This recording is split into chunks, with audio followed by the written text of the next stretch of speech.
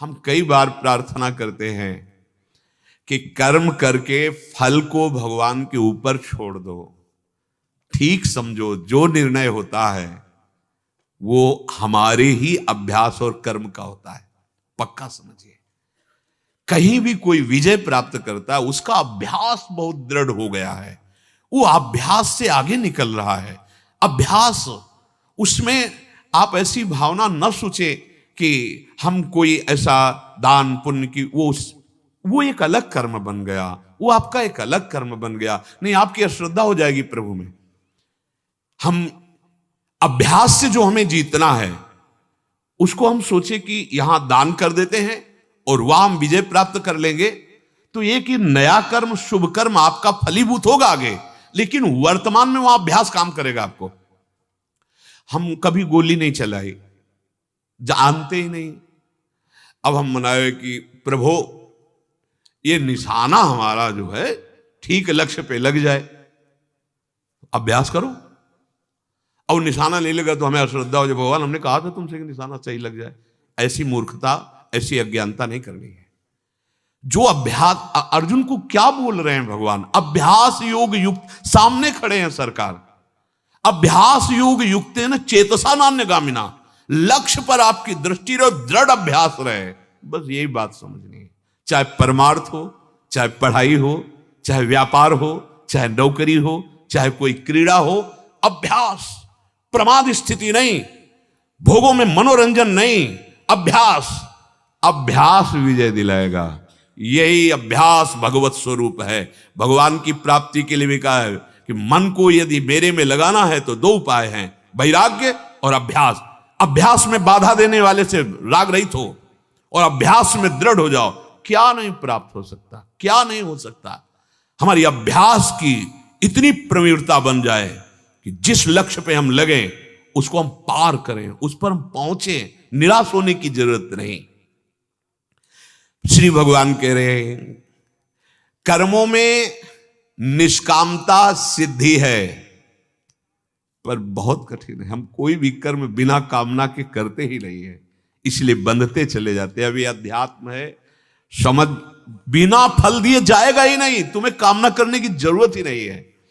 पर कभी कभी ऐसा होता है कि ऐसे विशिष्ट अपराध होते, बड़े अपराध होते हैं जो हमारे बहुत साधन करने पर भी नष्ट नहीं होते, वो हमारे ऊपर हावी हो जाते हैं। फिर हमको लगता है कि हमारी साधना, हमारा भजन, हमारा साधन, अगर हम बाह्य सुख की आकांक्षा करते तो अश्रद्धा होने लगती है। हम आपसे प्रार्थना करते हैं, आप कभी अश्रद्धा मत करना, अपनी आस्तिकता की नींव को मत हिलने देना। ये आया हुआ प्रारब्ध नष्ट हो जाएगा। आप जो कर रहे हैं इसका महान फल मिलने वाला है। ये तत्कालिक क्रिया का फल नहीं मिलता है। तत्कालिक, अभी कोई हमारा कानून विरुद्ध आचरण बन जाए तो तुरंत थोड़ी फांसी पे चढ़ा दिया जाएगा। उसके लिए बहुत कार्रवाइयां होती हैं, बहुत निर्णय होता है, वो कई कई वर्ष व्यतीत हो जाते हैं, फिर जाके निर्णय मिलता है। आप यही देख लो ना, अगर सबके सामने तुरंत दंड मिले तो बहुत सुधार हो जाए, नहीं हो जाए कि इसने ये किया, देखो ऐसे ऐसे किया गया, तुरंत नहीं होता। ऐसे ही हमसे यदि पापाचरण हो रहे थे तुरंत उनका फल नहीं मिल रहा, हमसे ऐसे सत्कर्म हो रहे तो उनका तुरंत नहीं, फसल भी तुरंत नहीं तैयार हो जाती।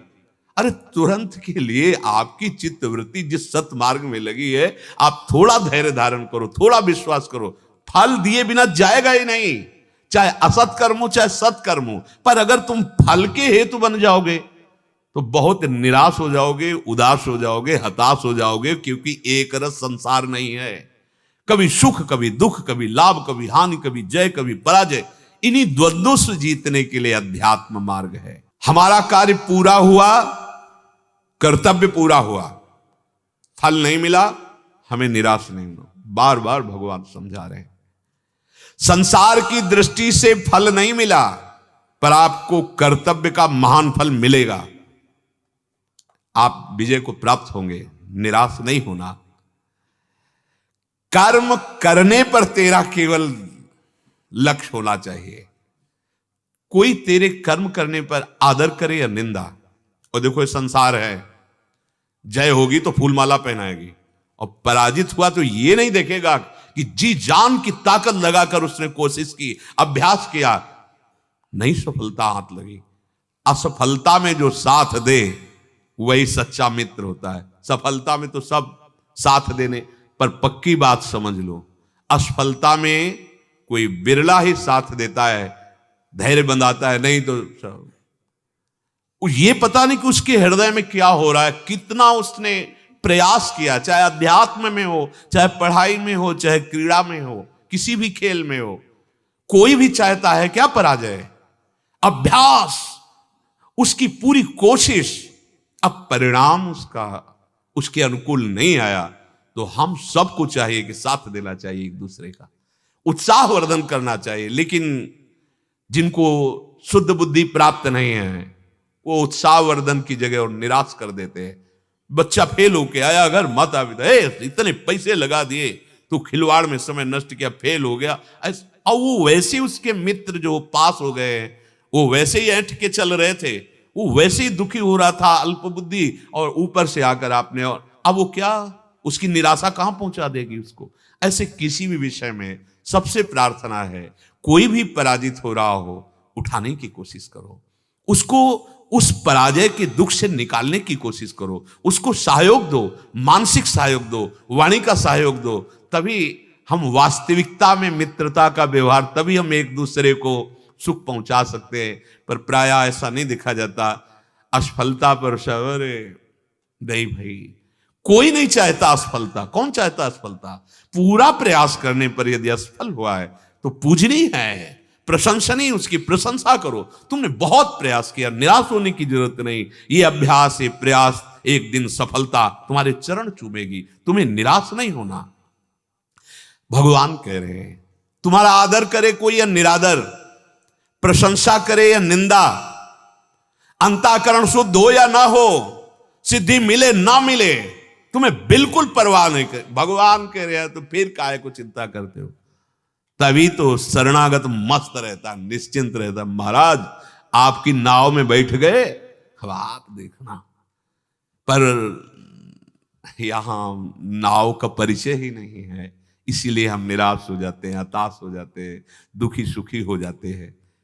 बहुत सुंदर मार्ग है भगवान का आश्रय, निहाल कर देते। सच्ची कहते, भगवान का आश्रय ना हो तो फिर वो दुर्गति होती है, अंतर में होती है। सब सुविधाएं, लेकिन जल रहा हृदय, उसको कैसे शांत करोगे? एसी नहीं शांत कर पाएगी, ठंडा जल नहीं शांत कर पाएगा, विचार शांत करेंगे। और वो विचार बाजार में नहीं मिलते, वो भगवद आश्रय से आते हैं, भगवद आश्रित से। भगवद आश्रित को विचार देकर भगवान बचा लेते।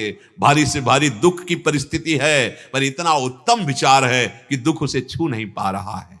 लाभ के लिए करते हो, जब हानि होती तो देखो हम सब निराश हो जाते हैं। ठीक नहीं है, ये निराशा हमारी उन्नति में बाधक हो जाएगी, हमारे जीवन को जीने में बहुत बाधा पहुंचा देगी। इतना दुर्लभ जीवन हम निराश होके जिए, हम हताश होके जिए, ऐसा नहीं, ऐसा नहीं। इसीलिए अध्यात्म की कला आनी चाहिए, अध्यात्म की युक्ति होनी चाहिए। कोई ये ना समझ ले कि आरंभ में एक बार मैं गिर गया तो गिरता ही रहूंगा। ये ऐसे अमृतमय वचन है चलने वाले के लिए, जो नहीं चल रहे वो क्या समझेंगे। कभी ये ना समझे कि आरंभ किया और गिर गए तो अब क्या नहीं। जैसे जीतने वाले को उत्साह होता है, उसे 1000 गुना उत्साह बढ़कर हम बढ़ाएंगे। हम यही नहीं समझ पा रहे हैं। विजय तो हमारे चरण चूमेगी। अरे अविनाशी के बच्चे हैं यार, हमें बिल्कुल निराश नहीं होना। एक बार आरंभ में यदि हम गिर गए हैं, चूक हो गई, चढ़ना हमारा फिसल गया पैर, हमें बिल्कुल पीछे नहीं हटना। ये प्रायः गिराने पर ही है, कोई उत्साह बढ़ाने वाला नहीं मिलता। ये हम अपनी बात कहते, कोई उत्साह बढ़ाने, वो केवल हरि गुरु है, बढ़ बढ़ आगे बढ़। नहीं, यहां संसार, चमत्कार का नमस्कार, वाह वाही तभी तक है जब तक तुम्हारे गुण दिखाई दे रहे हैं, और गुण में चूक हुई फिर तुम तैयार हो। ऐसे तुम्हें ऐसा मजबूत तैयार होना है कि किसी की प्रशंसा और किसी की निंदा तुम्हारे कदम न रोक पावे, असफलता भी तुम्हारे कदम न रोक पावे। ऐ साधक, ऐ उपासक, ऐ मनुष्य देह में विराजमान भगवदंश, कोई असफलता तुम्हारे कदम न रोक पावे। चलना है हमें उस दिव्य वस्तु को प्राप्त करना है, हमें विजय प्राप्त करनी है। एक बार तुमने यदि असफलता में भी कदम बढ़ा दिए तो महावीर बन जाओगे। ये असफलता कदम रोक देती है। अब क्या होगा? अब वही होगा जो होना है। बस जिद्दी स्वभाव चाहिए, यहां जिद्दी स्वभाव चाहिए। जीवन में देखा है, जहां कहीं भय, जहां कहीं परास्त होने की बात मन ने खड़ी की है, वहीं अब कर परास्त तू। और हर तरह से देखा है कि क्रॉस कर गए, निकल गए। वो अहंकार नहीं होता, वो भगवत आश्रय और अपने अभ्यास, उसमें दृढ़ता, उसमें फिसड्डी स्वभाव नहीं, रोने वाला स्वभाव नहीं होना चाहिए। नहीं, हम रो नहीं सकते, रुलाएंगे। ये काम क्रोध बहुत रुला चुके हैं। भगवान का आश्रय लेकर हर विकार को भगाएंगे। वीर पुरुष के लिए नहीं, हम सब महावीर के अंश हैं, महाबली हैं हमारे प्रभु। अभयद भुज दंडमूल पीन अंश सानुकूल, उनके शरणागत हैं। ये केवल बातें या प्रवचन नहीं कर रहे, ये छाती की बात कर रहे हैं। कदम कदम पर पराजय परास्त करने के लिए दौड़ती है और उपासक देख रहा है, पर घबराए नहीं। हर कदम उसका विजय श्री की तरफ बढ़ेगा, क्योंकि हम सत्य वस्तु की तरफ चल रहे हैं। हम अपने कर्तव्य का पालन। एक बार असफल हो गए तो क्या हुआ? हमको अपनी सफलता प्राप्त करनी, निराश नहीं होना।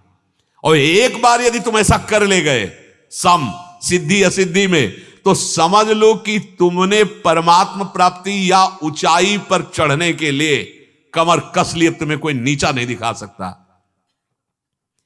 इसीलिए भगवान स्वयं कह रहे, योगस्था कुरु कर्माणि समत्वम योग उच्यते। शेष व्याख्या की श्री राधा वल्लभ लाल की।